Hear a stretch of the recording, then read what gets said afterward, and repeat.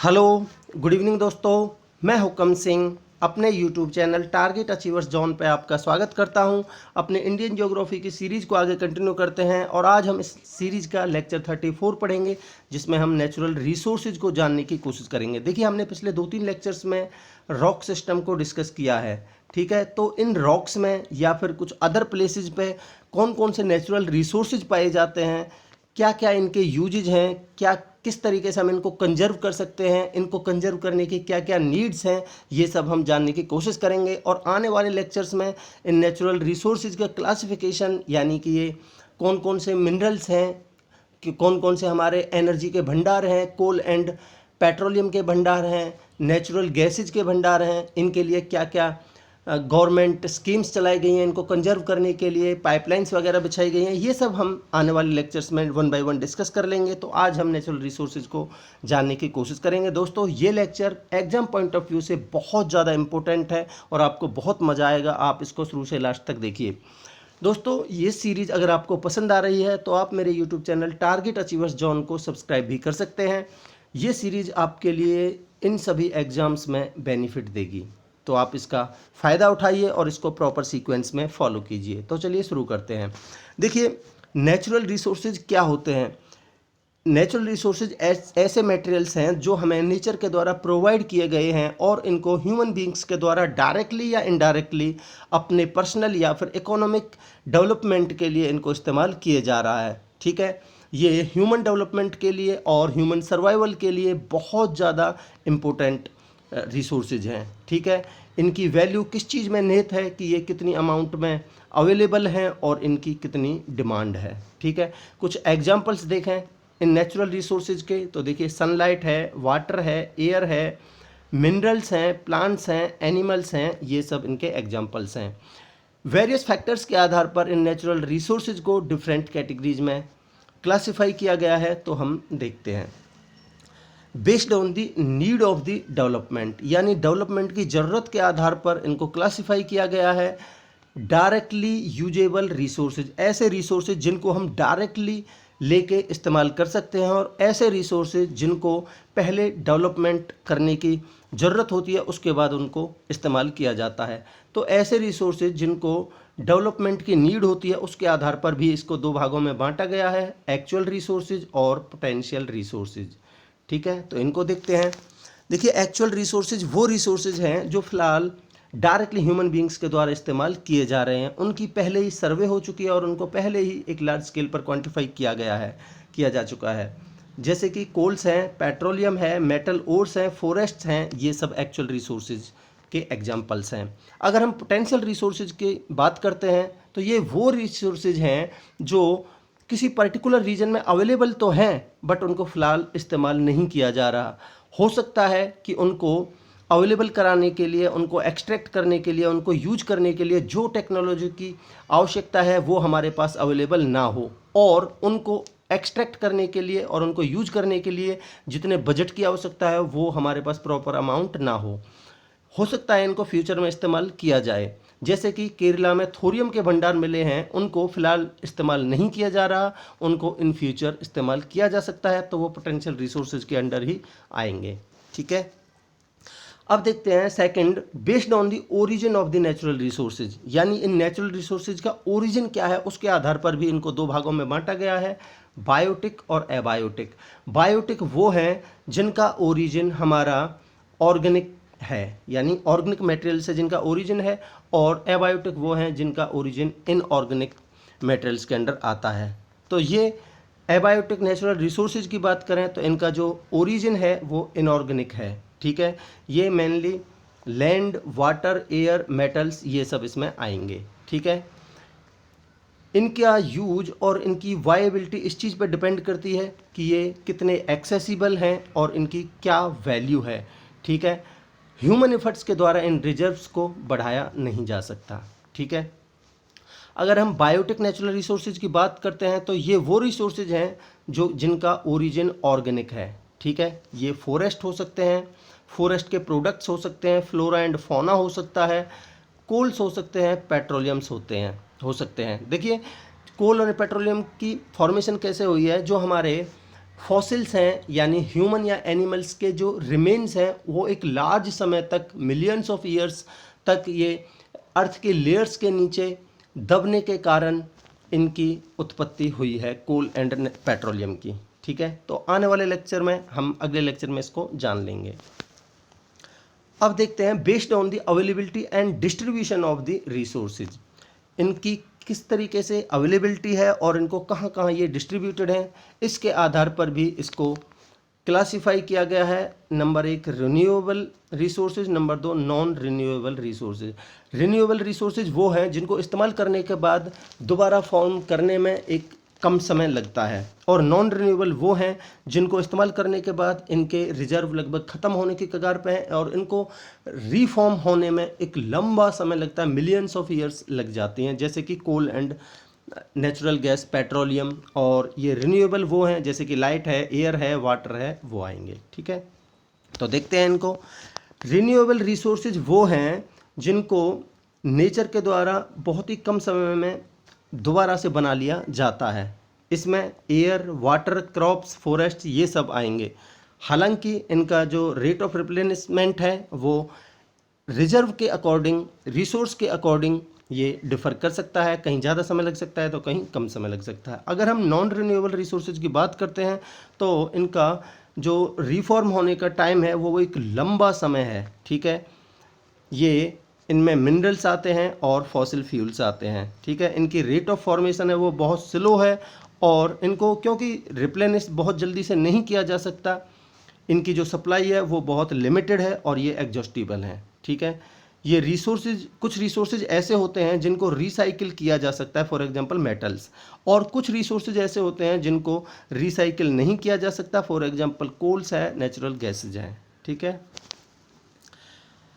देखिए industrial revolution के बाद और एक पॉपुलेशन ब्लास्ट के बाद, यानी कि बहुत ही ज़्यादा पॉपुलेशन इंक्रीमेंट के बाद इन रिसोर्सेज की बहुत ज़्यादा अचानक डिमांड बढ़ी, जिसकी वजह से ये जो रिसोर्सेज हैं इनके बहुत जल्दी डिप्लीशन हुआ, बहुत जल्दी ये ख़त्म होने की कगार पर आए और इनकी वजह से इकोलॉजिकल इम्बैलेंस पैदा हुआ। इसकी वजह से जो वहाँ के नेचुरल हैबिटेट्स हैं उनका डिस्ट्रक्शन हुआ और पॉल्यूशन भी बहुत ज़्यादा बढ़ गया। तो इस डिस्ट्रक्शन को रोकने के लिए सस्टेनेबल डेवलपमेंट का कॉन्सेप्ट सामने आया। आई होप आपको यहाँ तक क्लियर है। अब हम मिनरल रिसोर्सेज की बात करते हैं। Mineral resources naturally occurring inorganic solid compound है, जो कि ये डेफिनेट केमिकल कॉम्पोजिशन होती है इनकी, और इनका जो एटॉमिक अरेंजमेंट है वो एक ऑर्डर्ड वे में होता है। ठीक है, ये जो मिनरल्स और natural resource, valuable natural resources हैं, ये मिनरल्स हैं, ये एक वैल्यूएबल नेचुरल रिसोर्सेज हैं जो कि एक लिमिटेड उसमें अवेलेबल हैं और ये नॉन रिन्यूएबल हैं। इनको दोबारा से रिफॉर्म करने के लिए एक लंबा समय लगता है। ठीक है, ये ह्यूमन डेवलपमेंट के लिए और इंडस्ट्रियलाइजेशन के लिए बहुत ज़्यादा अहम रोल प्ले करते हैं। ठीक है, अब हम इन मिनरल्स की टाइप देखते हैं। अगर हम मिनरल्स का क्लासिफिकेशन करना चाहें तो इसको मेनली हम 3 भागों में बांट सकते हैं: metallic minerals, non metallic minerals और एनर्जी मिनरल्स, जिसमें हम कोल, पेट्रोलियम और नेचुरल गैस आने वाले लेक्चर में पढ़ेंगे। इसके अलावा जो मेटालिक मिनरल्स हैं उनमें मेनली देखिए फेरस और नॉन फेरस आते हैं, और एक हम प्रीशियस में भी डिवाइड कर लेते हैं जिसमें हम गोल्ड, सिल्वर और प्लेटिनम मेटल है उसको रख लेते हैं। ठीक है, तो फेरस मिनरल्स वो होते हैं जिनमें आयरन का कंटेंट पाया जाता है। ठीक है, और नॉन फेरस वो होते हैं जिनमें आयरन का कंटेंट नहीं पाया जाता। तो देखिए इनके एग्जाम्पल्स बहुत इंपॉर्टेंट हैं। फेरस वो हैं जैसे कि आयरन और मैग्नीज है, निकल है और कोबाल्ट है। आप दोस्तों इन एग्जाम्पल्स को पक्का याद रखना। नॉन फेरस वो हैं, देखिए आप लेड और टिन को याद रख लोगे। इसके अलावा कॉपर और बॉक्साइट है, इसको पक्का याद रखना है, ये नॉन फेरस मिनरल है। इसके अलावा नॉन मेटेलिक मिनरल्स की बात करें तो इसमें देखिए मीका है, साल्ट है, पोटास है, सल्फर है, ग्रेनाइट है, लाइमस्टोन है, मार्बल है, सैंडस्टोन है, ये सब आते हैं। ठीक है, अब देखिए इन मिनरल्स का एक्सट्रैक्शन कैसे किया जाता है, इनको किस तरीके से ज़मीन के अंदर से निकाला जाता है, किस तरीके से इनकी खुदाई की जाती है, वो देखते हैं। तो इन मिनरल्स का एक्सट्रैक्शन मेनली 3 प्रकार से किया जाता है: माइनिंग, ड्रिलिंग और क्वेरिंग। ठीक है, और माइनिंग दो प्रकार की होती है, ओपन कास्ट माइनिंग और सॉफ्ट माइनिंग। देखिए ओपन कास्ट माइनिंग वो होती है जिनमें जो ओपन स्पेस में एक पिट से इन मिनरल्स का एक्सट्रैक्शन किया जाता है। तो देखिए आप इस इमेज के माध्यम से देख सकते हैं, ये एक ओपन स्पेस में, ओपन एरिया में एक पिट है जिससे एक्सट्रैक्शन किया गया है। ठीक है, आप यहाँ भी देख सकते हैं ये कोल्स के भंडार हैं जो कि एक ओपन स्पेस में इनका एक्सट्रैक्शन हुआ है। ठीक है, अब देखते हैं हम जो हमारी माइनिंग के दो टाइप्स थे, ओपन कास्ट माइनिंग और सॉफ्ट माइनिंग। तो ओपन कास्ट माइनिंग वो है, देखिए इसको ओपन पिट माइनिंग भी बोलते हैं, इसको ओपन कास्ट माइनिंग या फिर ओपन कट माइनिंग या फिर स्ट्रिप माइनिंग भी बोलते हैं। देखिए इसकी प्रोसेस में जो डिगिंग होती है रॉक्स या मिनरल्स की अर्थ के अंदर से एक ओपन पिट से होती है। ठीक है, जो ये वर्ड है ये अपने आप को दूसरी जो एक्सट्रैक्शन के मेथड्स हैं उनको अपने आप से कैसे अलग करता है कि जो दूसरे मेथड्स हैं उनमें हम टनलिंग का इस्तेमाल करते हैं एक्सट्रैक्शन के लिए। ठीक है, जो ओपन पिट माइंस हैं वो वहाँ पे इस्तेमाल की जाती है जहाँ पे डिपॉजिट्स बिल्कुल अर्थ सरफेस के बिल्कुल क्लोज हैं, यानी अपर लेयर्स में पाए जाते हैं अर्थ के। ठीक है, और ये मेटल्स हैं ये बहुत ही थिन लेयर्स में पाए जाते हैं इस अर्थ के। ठीक है, इनमें इसलिए टनलिंग की आवश्यकता नहीं होती है।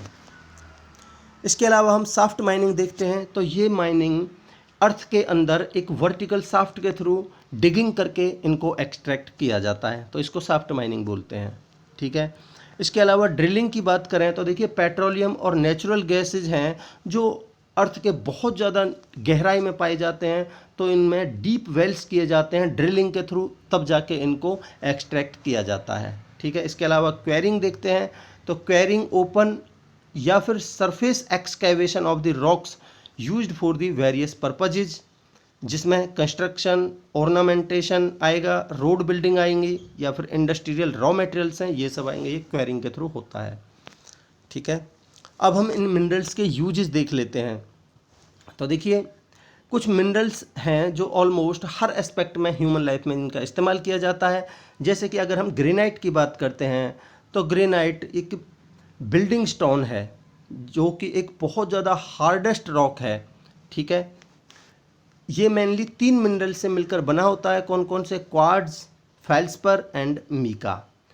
ठीक है, इसके अलावा अगर हम जिप्सम की बात करते हैं तो ये देखिए जब ह्यूमन बींग्स की जब हमारी आर्म्स या फिर लेग्स फ्रैक्चर हो जाती हैं तो उसमें प्लास्टर कास्ट का इस्तेमाल किया जाता है, प्लास्टर चढ़ाया जाता है, तो जिप्सम उसमें भी इस्तेमाल किया जाता है। इसके अलावा हम ग्रेफाइट की बात करते हैं तो जो हमारी लेड पेंसिल होती है उसमें इसको इस्तेमाल किया जाता है। इसके अलावा टॉक की अगर बात करें तो इसके क्रेयॉन्स एंड पेंट्स में इसका इस्तेमाल किया जाता है। दोस्तों हम अगले लेक्चर्स में इनको डिटेल में डिस्कस कर लेंगे। अब हम देखिए फायरवर्क्स होते हैं, उनमें कुछ वेरियस मिनरल्स का कॉम्बिनेशन इस्तेमाल किया जाता है। उनमें से एक येलो कलर का आपने मिनरल देखा होगा जिसको सल्फर बोलते हैं। कई बार एनिमल्स को भगाने के लिए धमाके के तौर पर भी इसको इस्तेमाल किया जाता है। येलो कलर का एक मटेरियल होता है जिसको सल्फर बोलते हैं। ठीक है, ये उनमें से एक है। ठीक है, ये मैच बॉक्स बनाने के लिए इसका इस्तेमाल किया जाता है। एक्सप्लोसिव्स बनाने के लिए सल्फ्यूरिक एसिड जिसको H2SO4 बोलते हैं, ये बनाने के लिए भी इस्तेमाल किया जाता है। इसके अलावा फर्टिलाइजर्स, केमिकल्स और डाइस्टफ्स बनाने के लिए इसका इस्तेमाल किया जाता है। ठीक है, अगर हम कॉपर की बात करें तो कॉपर एक good conductor of heat and electricity metal है। ठीक है, जिसको एक मेटलिक मिनरल होता है जिसको चाल्को पायराइट या फिर कॉपर पायराइट बोलते हैं, उससे इसको वो निकाला जाता है, एक्सट्रैक्ट किया जाता है। ये इतना ज़्यादा फ्लेक्सिबल होता है कि इसको किसी भी फॉर्म में रोल आउट किया जा सकता है। इसके देखिए फ्लैट सीट्स बनाई जा सकती हैं, इसके वायर्स बनाई जाती हैं और कोई भी शेप इसको दी जा सकती है। इसको बहुत वाइड स्केल पर इलेक्ट्रिकल अप्लायंसेस बनाने के लिए इस्तेमाल किया जाता है। इसके अलावा इलेक्ट्रिकल केबल्स एंड वायर्स में आपने कॉपर की वायर्स देखी होंगी, उनमें इस्तेमाल किया जाता है। इसके अलावा देखिए स्विचेज हैं, कॉइन्स हैं, कुकिंग यूटेंसिल्स हैं। इसके अलावा वाटर पाइप्स हैं जो कॉपर के मिलेंगे आपको। इसके अलावा प्लम्बिंग में, रूफिंग में और कंस्ट्रक्शन में भी इनका इस्तेमाल किया जाता है कॉपर का। ठीक है, इसके अलावा अगर हम आयरन की बात करते हैं तो ये बहुत ही इंपॉर्टेंट मेटल है जिसको ये कुछ मिनरल्स हैं इनसे एक्सट्रैक्ट किया जाता है, इनसे निकाला जाता है, जैसे कि लिमोनाइट, हेमेटाइट एंड मैग्नेटाइट। दोस्तों इनको याद रखना, ये बहुत इंपॉर्टेंट है। देखिए इसका मेन जो ओर है वो है हेमेटाइट, जिसमें लगभग 70% आयरन पाया जाता है, ठीक है। और इसके अलावा सेकंड नंबर पर आता है मैग्नेटाइट, जिसमें लगभग 62% आयरन के कंटेंट पाए जाते हैं। इनको दोस्तों हम अगले लेक्चर में डिटेल में डिस्कस करेंगे, ठीक है। ये आयरन ओर्स हैं, ठीक है। इनको मेनली स्टील बनाने के लिए यूज किया जाता है, और स्टील एक ऐसा मटेरियल है जिसको ऑलमोस्ट हर इंडस्ट्री में यूज किया जाता है, जैसे कि मैन्युफैक्चरिंग इंडस्ट्रीज़ में शिप्स बनाने के लिए, एयरप्लेन्स बनाने के लिए, cars, cycles, trucks and vans बनाने के लिए भी इसका इस्तेमाल किया जाता है। इसके अलावा देखिए जो कंस्ट्रक्शन इंडस्ट्री है वहाँ पे इसको वाइड स्केल पर यूज किया जाता है। इसके अलावा बिल्डिंग सपोर्ट के लिए, जैसे कि हमारे विंडोज़ होती हैं, गाटर्स होते हैं, ये सब बनाने में इस्तेमाल किया जाता है। इसके अलावा देखिए स्ट्रक्चर्स बनाने में, जैसे कि हमारे डोर्स होते हैं, और बहुत सारे आइटम्स हैं जो स्टील से बनाए जाते हैं, ठीक है। इसके अलावा देखिए कंप्यूटर्स के मैन्युफैक्चर में इसका इस्तेमाल किया जाता है, और ऑफिस में जो हमारी स्टेशनरीज वगैरह यूज की जाती हैं, जैसे कि हमारे स्टेपल्स हैं और पेपर क्लिप्स हैं, ये सब बनाने में भी इसका इस्तेमाल किया जाता है। इसके अलावा अगर हम मैग्नीज का देखें तो मैग्नीज एक की कंपोनेंट है आयरन और स्टील के प्रोडक्शन में, ठीक है। एक हिटिटिस नाम के साइंटिस्ट हैं जिन्होंने स्मेल्टिंग ऑफ आयरन को दिया था। इसके अलावा अगर हम एल्युमिनियम की बात करें तो ये भी बहुत इंपॉर्टेंट मेटल है, जिसको बॉक्साइट से प्राप्त किया जाता है, ठीक है। ये ऑटोमोबाइल्स और एयरप्लेन्स के कंस्ट्रक्शन में, मैन्युफैक्चर में इसका इस्तेमाल किया जाता है। इसके अलावा इलेक्ट्रिकल मटेरियल्स बनाने में भी इसका इस्तेमाल किया जाता है। इसके अलावा बोटलिंग एंड कैनिंग इंडस्ट्रीज है, वहाँ पे इसका इस्तेमाल किया जाता है, और हमारे कुकवेयर्स हैं किचन में, उसमें इस्तेमाल किया जाता है। इसके अलावा देखिए फॉइल पेपर होता है, वो एल्युमिनियम का बना होता है। स्वीट्स के ऊपर जो फॉइल लगी होती है वो भी एल्युमिनियम की होती है। इसके अलावा कुछ पर्सनल प्रोडक्ट्स होते हैं जैसे कि कॉस्मेटिक्स वगैरह, उनमें भी एल्युमिनियम का इस्तेमाल किया जाता है। अगर हम गोल्ड और सिल्वर की बात करते हैं तो ये एक रेयर मेटल है जिसको पॉपुलरली ज्वेलरी बनाने के लिए इस्तेमाल किया जाता है, ठीक है। इसके अलावा देखिए जो हमारे मेडल्स होते हैं, जैसे गोल्ड मेडल्स वगैरह, वहाँ पे इनका इस्तेमाल किया जाता है। सिल्वर मेडल होते हैं, वहाँ पे इस्तेमाल किया जाता है। इसके अलावा इनके कॉइन्स भी बने होते हैं। इसके अलावा इसको डेंटिस्ट्री में इस्तेमाल किया जाता है, जैसे कि कई बार दाढ़ खराब होने पर वहाँ चांदी भरवाई जाती है तो वहाँ पे इनका इस्तेमाल किया जाता है। कुछ सर्टेन मिनरल्स हैं जिनको जेमस्टोन्स बोला जाता है, ठीक है। इनको भी ज्वेलरी बनाने में इस्तेमाल किया जाता है। ये बहुत ज़्यादा हार्ड होते हैं और बहुत ही ब्यूटीफुल कलर्स में पाए जाते हैं। कुछ जेमस्टोन्स ऐसे हैं जैसे कि देखिए डायमंड्स, सैफल्स, एमराल्ड्स, रूबीज, जो कि बहुत रेयरली पाए जाते हैं और बहुत ज़्यादा महंगे भी होते हैं, इसलिए इनको प्रीशियस स्टोन्स बोला जाता है। और कुछ जेमस्टोन्स ऐसे होते हैं जैसे कि turquoise, garnet, amethyst, aquamarine, topaz, peridot, opal, ये इतने रेयर नहीं पाए जाते, इसलिए इनको सेमी प्रीशियस स्टोन्स बोला जाता है। देखिए ये जो जेम स्टोन्स हैं, पहले इनको कट किया जाता है, पॉलिश किया जाता है, उसके बाद इनको प्रीशियस मेटल्स जैसे कि गोल्ड इनके साथ में सेट कर दिया जाता है, और जैसे गोल्ड है, सिल्वर है, प्लेटिनम है, इनके साथ सेट कर दिया जाता है और इनसे आर्टिस्टिक ज्वेलरीज बनाई जाती हैं। इसके अलावा अगर हम डायमंड की बात करते हैं तो ये अर्थ पर पाए जाने वाला सबसे हार्डेस्ट मिनरल है, इसलिए इसको कटिंग टूल्स के इस्तेमाल में लाया जाता है, ठीक है। कुछ और भी एसेंशियल मिनरल्स हैं जो ह्यूमन बींग्स के लिए बहुत ज़्यादा इम्पोर्टेंट हैं, जैसे कि आयरन देखें तो ये जितने भी हमारे ह्यूमन बींग्स के या फिर कोई भी लिविंग ऑर्गेनिज्म है उसके लिविंग सेल्स में ये पाया जाता है। और देखिए ह्यूमन के ब्लड में पाए जाने वाला हीमोग्लोबिन है, उसमें भी आयरन बहुत ही इंपॉर्टेंट रोल प्ले करता है। कुछ अदर मिनरल्स हैं जैसे कि जिंक है, मैग्नीज है, कॉपर है, फ्लोराइड है, ये बहुत कम अमाउंट में हमारी डाइट में इनकी रिक्वायरमेंट होती है। इसके अलावा हम ये देखते हैं कि इन मिनरल्स की हमें ज़रूरत क्या है, नीड क्या है इनको कंजर्व करने की। तो क्योंकि ये एक नॉन रिन्यूएबल रिसोर्सेज हैं, इनको हमें कंजर्व करके रखना बहुत ज़रूरी है हमारी आने वाली जनरेशन के लिए, ठीक है। क्योंकि ये एक अर्थ पे पाए जाने वाला एक खजाना इसको माना जाता है, इसलिए इनको फ्यूचर जनरेशन के लिए प्रिजर्व करके रखना, कंजर्व करके रखना बहुत ज़रूरी है। ये ह्यूमन डेवलपमेंट के लिए कल्चरली, सोशली एंड इकोनॉमिकली ये बहुत ही इम्पोर्टेंट रोल प्ले करता है। ठीक है, हमारी इस वजह से हमारी एक मोरल ड्यूटी बनती है कि हम इनको कंजर्व करके रखें और इनको मिसयूज और इनका जो वेस्ट है उसको कम से कम करें और इनको इन फ्यूचर के लिए प्रिजर्व करके रखें। ठीक है, ये कैसे पॉसिबल हो पाएगा? इनके लिए हमें नई नई टेक्नोलॉजीज, नई नई कंजर्वेशन की टेक्निक्स को अपनाना होगा। और क्योंकि इनकी जो बहुत ज़्यादा स्कार्सिटी है, बहुत ज़्यादा कमी है, इसलिए इनको बहुत ही लिमिटेड तौर पर इनका इस्तेमाल करना चाहिए और इनको कंजर्व करने के लिए और वेस्ट होने से बचाने के लिए नई नई टेक्नोलॉजीज़ को फॉलोअप करना चाहिए। देखिए, इनको हम किस तरीके से कंजर्व कर सकते हैं, क्या क्या मेजर्स हैं उनके। तो इनके मेनली 3 वेज हैं जो इनको कंजर्व कर सकते हैं: रिड्यूस, रिसाइकिल एंड रीयूज, जिसको हम RRR बोल सकते हैं। ठीक है, इसमें क्या है कि जितना भी हमारा, जब हम इनको इस्तेमाल करते हैं तो इनको कम से कम इनकी वेस्टेज होनी चाहिए। ठीक है, और जो भी हमारा रबिश मटेरियल आया उसको हम रिसाइकिल करके उसको दोबारा से इस्तेमाल करना चाहिए हमें। ठीक है, इसके अलावा गवर्नमेंट के द्वारा कुछ मेजर्स फॉलो करने चाहिए।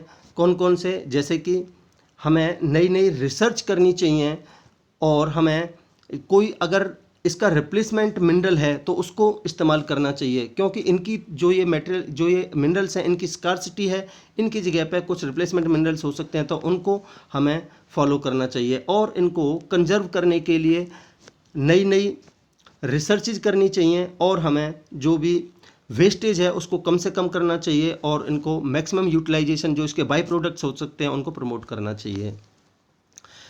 इसके अलावा देखिए, जो हमारे वेस्टफुल माइनिंग मेथड्स हैं उनको हमें एलिमिनेट करके नई नई टेक्नोलॉजीज लानी चाहिए। जो हमारे माइनर्स हैं उनको हमें नई नई ट्रेनिंग देनी चाहिए, नई नई टेक्निक्स, नई नई मशीन्स हमें इस्तेमाल करनी चाहिए और हमें जो इन्वायरमेंटल डैमेज है उसको ध्यान में रखते हुए इनका इस्तेमाल करना चाहिए। ठीक है, जो भी हमारे माइनिंग एरियाज़ हैं वहाँ पे हमें proper development infrastructural facilities provide करनी चाहिए और हमें इनकी जो साइट्स हैं जहाँ पे इनको जो हमारे प्लांट्स और रिफाइनरीज लगाई गई हैं, एक सूटेबल लोकेशन इनके लिए चुननी चाहिए। इसके अलावा जो भी हमारे प्राइवेट सेक्टर्स हैं उनको हमें उत्साहित करना चाहिए, एनकरेज करना चाहिए कि वो नई नई रिसर्च यूनिट्स एस्टेब्लिश करें और जो उनको गवर्नमेंट के द्वारा फाइनेंशियल सपोर्ट भी प्रोवाइड करनी चाहिए, इसके लिए भी प्रावधान बनाना चाहिए।